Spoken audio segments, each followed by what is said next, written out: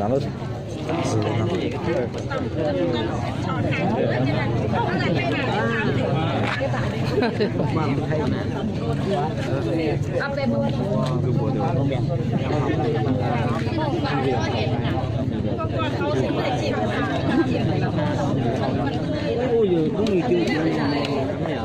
Còn để mấy cái lá tháp chỗ đó là đó.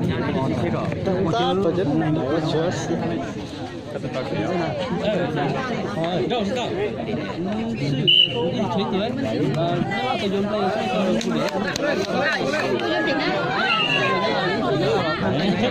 này chơi lắm. Không phải bé đâu. Không bỏ đâu. Không phải bỏ đâu. Thua là thua thôi. Tôi tay này hàng này. Giờ là tôi cái chúng tôi nhiều là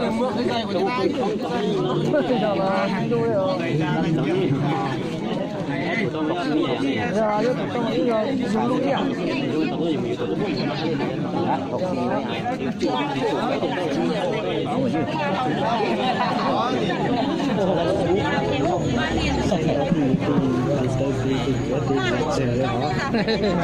nó là có sự đó. phải lắm đấy. Sự sắc của nó.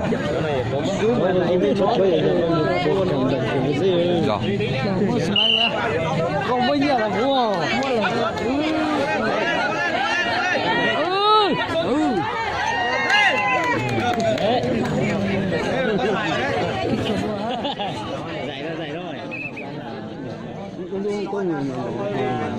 Dạy rồi. Có người có kinh đấy.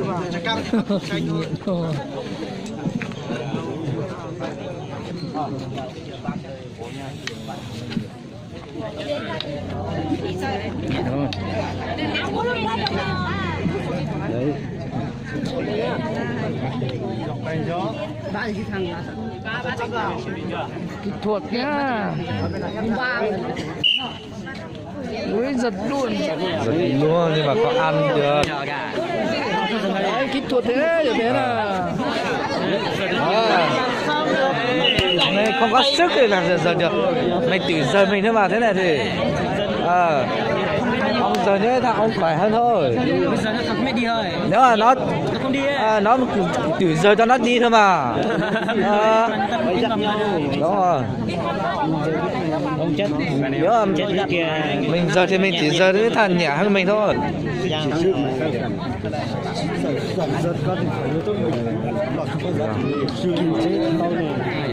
thì phải chuẩn bị rồi ông đây thật tốt chút tê mà có khi mà nữa. Bởi là nó dễ dễ lên mà. Ít này coi chứ ít giờ lắm để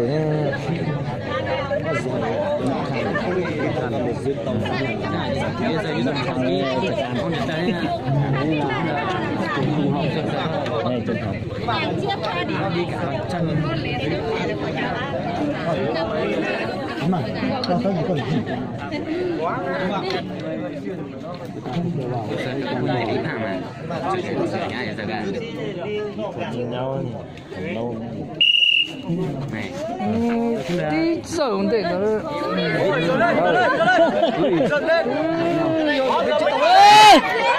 chắc tôi ơi tôi thật ơi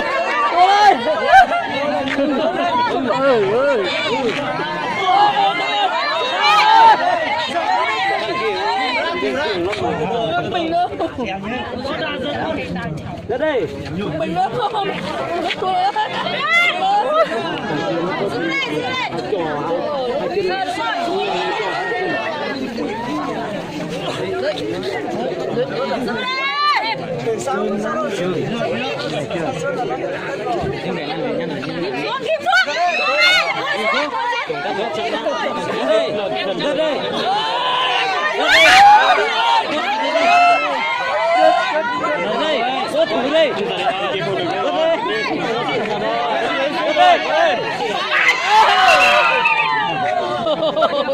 Chín chùa hơn.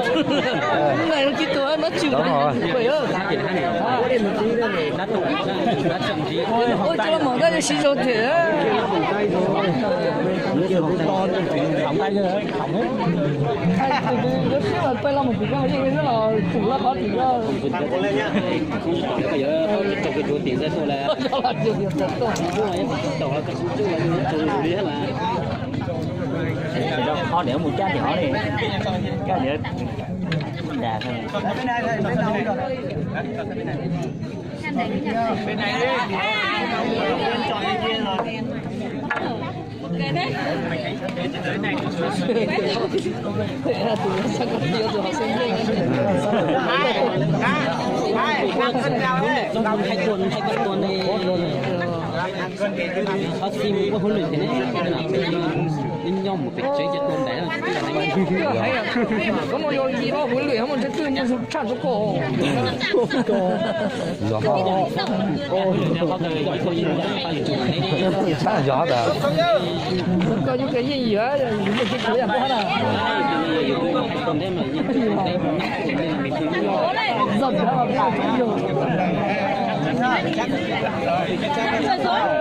chỉ đây mà chơi chơi thì nhiều chia sẻ dạy gì cũng được mà rồi nhất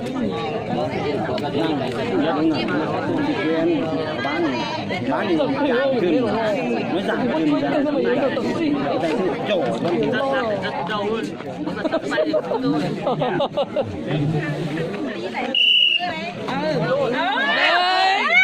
không được rồi dưới tốt thế này cơ mà nó hay trương dưới giờ là theo mình chơi gì thì quen sơn của rất rất đây rất đó giữ đây không được đâu ôi thuần ăn nhau hai đường cái tuần tàu là hai điểm bên của tàu là ha cái nó chính tàu đó rất đây ôi điều kỹ thuật mà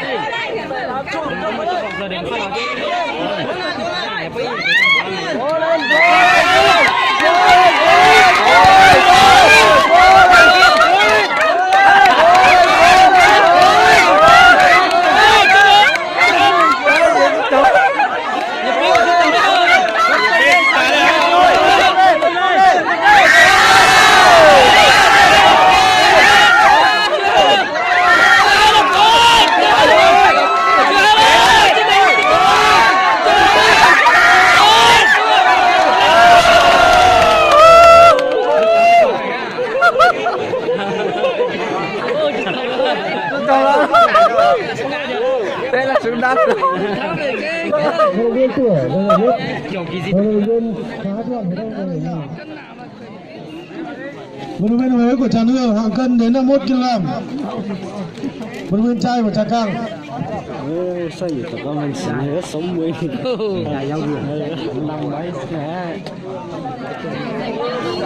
이거 뭐 có 이거 tao rồi nè có nó có PE nè có ối có khó nữa có son trai đó giờ có chỗ giờ thôi trai đó giờ chỉ tao có xí rồi đấy làm bản đấy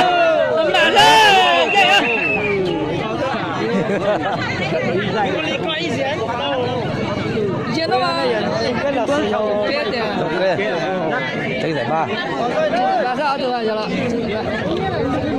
mà mã ra gì mà mã ra hạt thấp hạng người xuống hạt thấp ơi ăn rồi hạt thấp xuống rồi nó yếu không hạt không khá đâu mà đấy yếu thì đâu huấn luyện viên công của bóng đá giành giải ba tao phải kỹ thuật đẩy nó kỹ thuật dùng trăm một số tiêu nó mất của đấy à chỉ có thể tương tác thổ này họ canh cha ta tương bốc chỉ có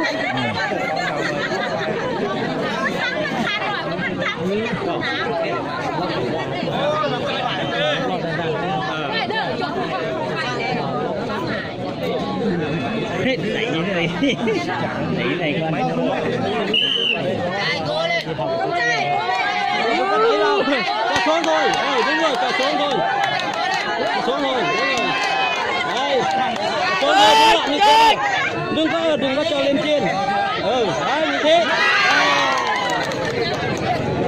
Đấy,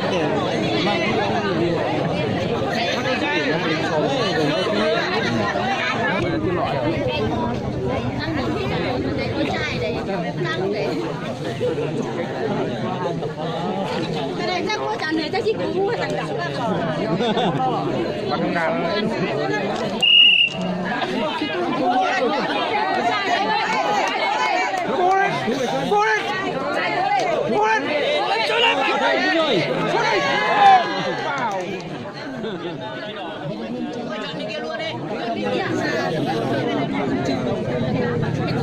đi dạo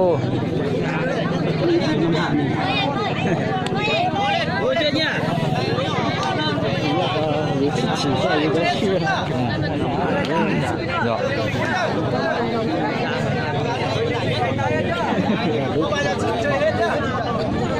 ，người ta lâu cái gì vậy hả? Vận động viên Huế về lấy chứng lại chứng minh thư. Vận động viên Huế về bàn thư ký lấy lại chứng minh thư. Yếu ơi.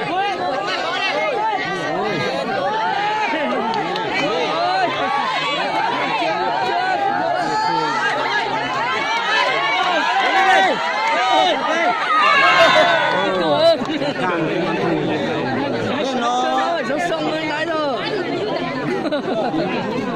Chủ trí này thằng này là như chơi ra nhỉ, nó thấy mệt thế nào. Này như năm ngoái chứ.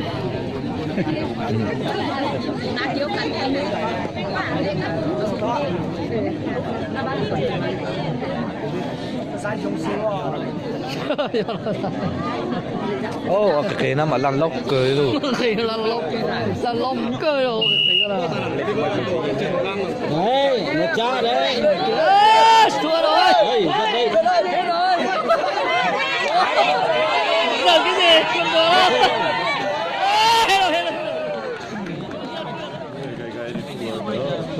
Đúng rồi. Gầy như thế này nhưng mà Hạng cân 57, 60 kg, tranh giải 34, mời vận động viên Pháo của Đồng Chua, mang đai đỏ, gặp vận động viên Công của Trà Cang, đai vàng, mời hai vận động viên về lấy đai. Cái tỉa rồi. Vận động viên Pháo của Đồng Chua có đây không ạ? Vận động viên Công của Trà Cang đâu ạ?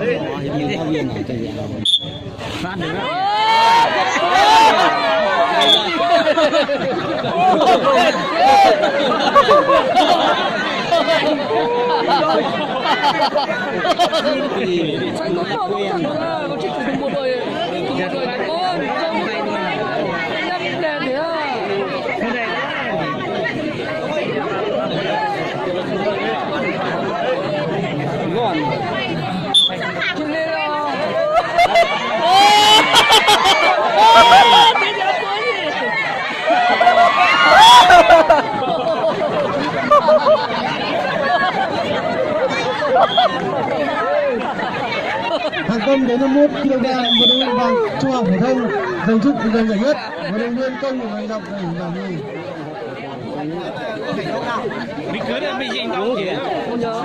Hoàn Trà Tở và Trứng của Trung học phổ thông về ban thư ký để lấy đai.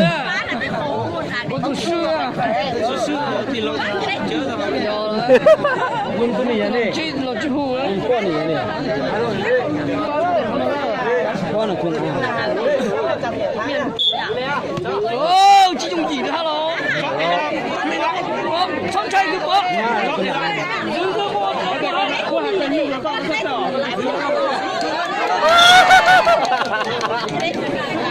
nó cứ nổi lên đâu.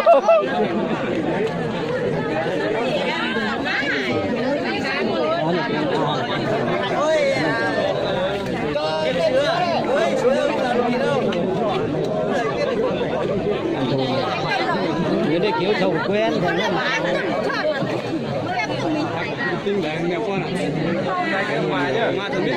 Ban tổ chức xin thông báo đến tất cả các trưởng đoàn vận động viên của các đoàn buổi chiều ngày hôm nay từ 14 giờ sẽ diễn ra lịch thi đấu của môn kéo co tại sân ủy ban. Cà kheo, thi đấu môn cà kheo tại sân ủy ban.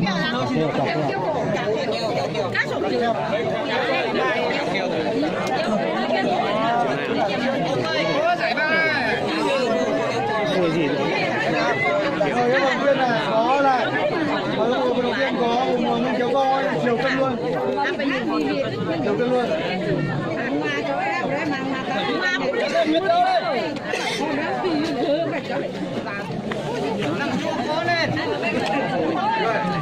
Cái này sẽ hay gì nữa? Cố cầm mệt.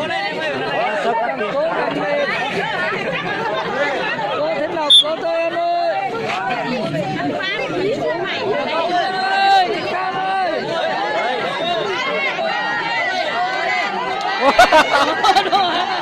Ôi chạy anh. Đứa xảy ra cái tí rồi. Thua đấy. Anh. Ôi trời. Đi chơi một tí đó. Còn nè. Ô, đi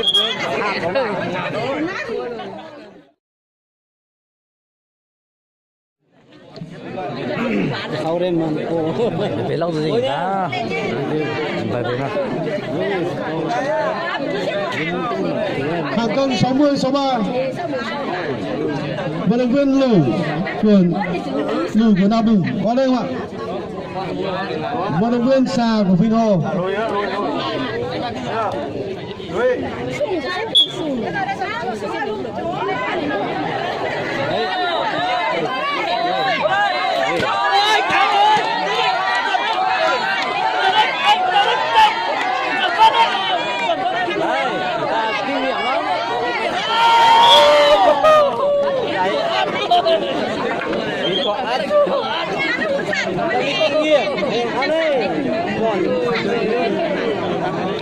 Được, mấy học sinh huấn luyện bày huấn luyện hết đấy cái này. đúng rồi huấn luyện hết rồi Thầy giáo đấy thua thì không được mất công thầy giáo huấn luyện mấy năm rồi Mất công huấn luyện. các ông còn thua nữa thì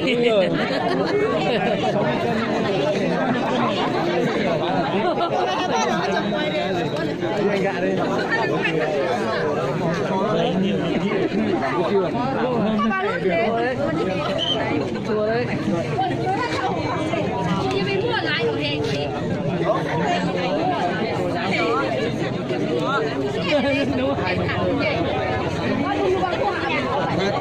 Sẽ tin trò cho gia đình cho xuống tin sẽ mà trò theo phần quen đấy cố lên chủ người thôi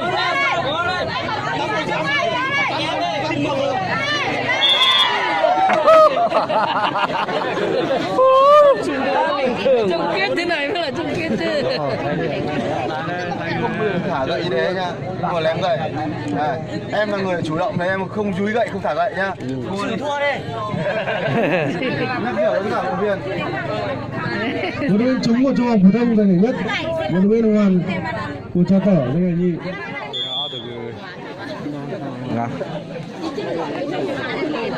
giải ba đó thì nó tranh giải ba chứ nó có thao trận tròn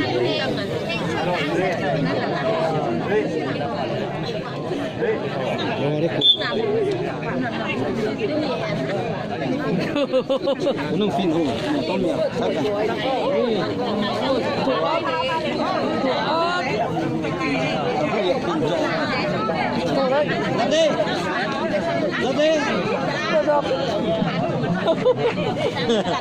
Mới lập sự Cố lên. Cố lên.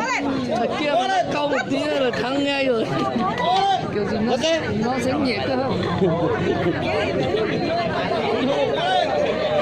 thôi thua là chịu thua đi mệt sức lắm rồi ông cứ ở ngoài bất phân nữa thắng được thôi mà Bóng cố lên đi. mệt lắm rồi, không làm được đi rồi đây. 3 phút thì bốc thang thôi. Đi cân thôi, đi cân thôi. Cứ như thế 3 phút là cân thôi. Ai cân nặng hơn người thua. À, đi lâu thế này thì đi không làm được đi thì nó chả đi cân à. Không được cái gì thế này thì đi cân. Thôi. Ngồi đi.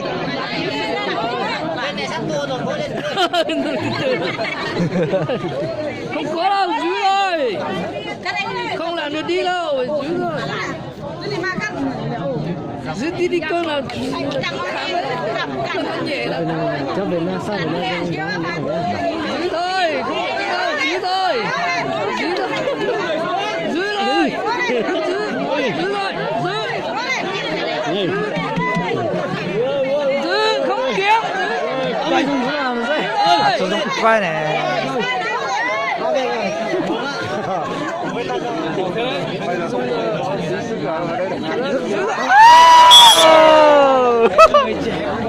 khoa ngay tại trời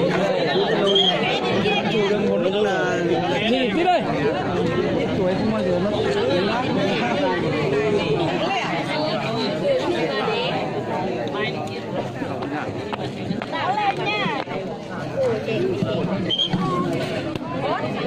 Cầm lại lại. Hai đội số lên nhá.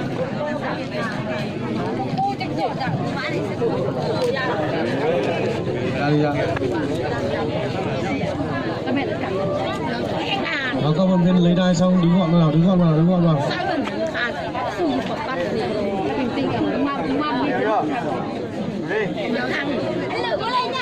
Đi nào, nào nào. Đi.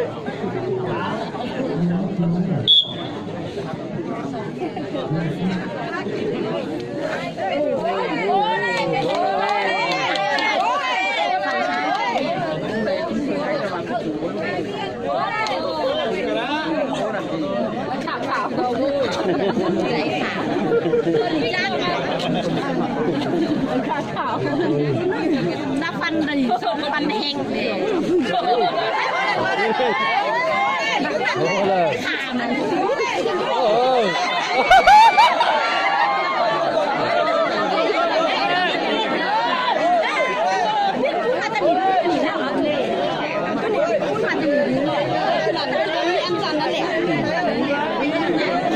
có mày sỉnh hết rồi thì nó cho hết lắm hay là đi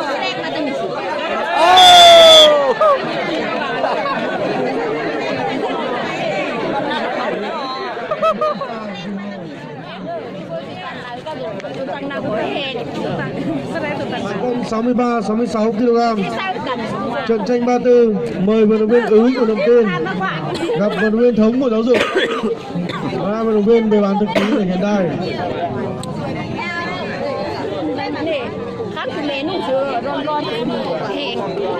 Vận động viên Ứ của Đồng Tiên đâu ạ? Đồng Tiên. Mời vận động viên Ứ của Đồng Tiên.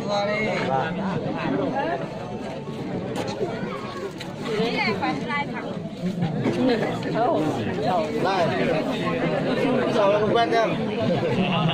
Quen ngay từ đầu ấy. Giờ không quen.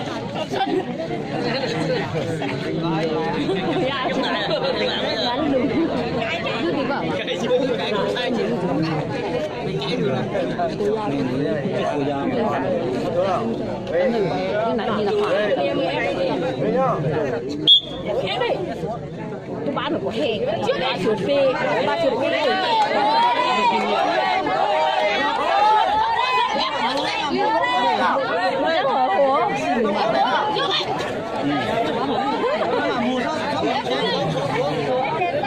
Go.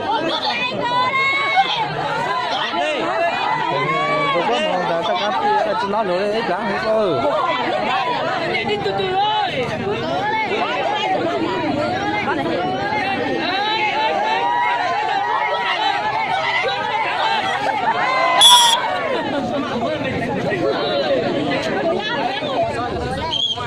ba thì hình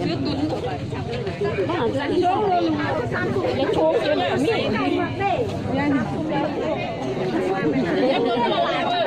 sao này tàu số bán là sao là bé cả tháo cái gì có căng mà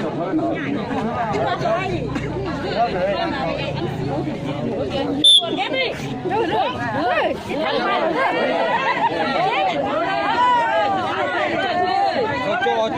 cho tiền sắp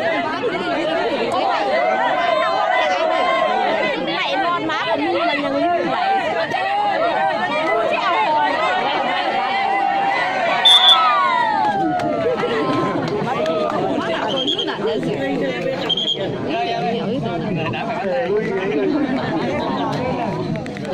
vận động viên nữ của trung học phổ thông giành giải nhất, vận động viên sáng của giáo dục giành giải nhì. Tranh 34 hạng cân số 3 số 6 mà vận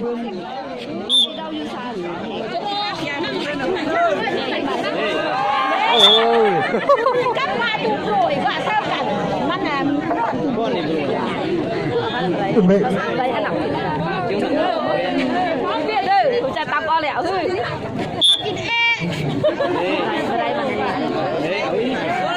mày con em ném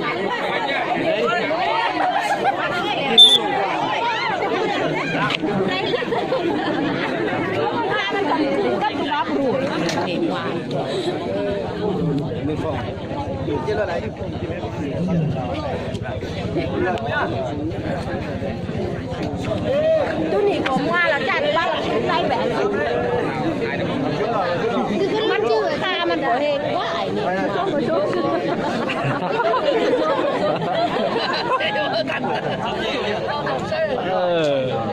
rồi đi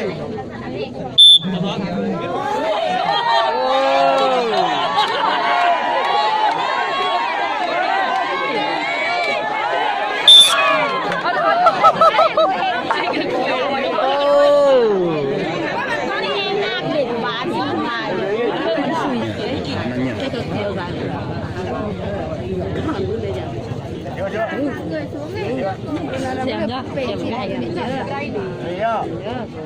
bèn ở đâu xem cái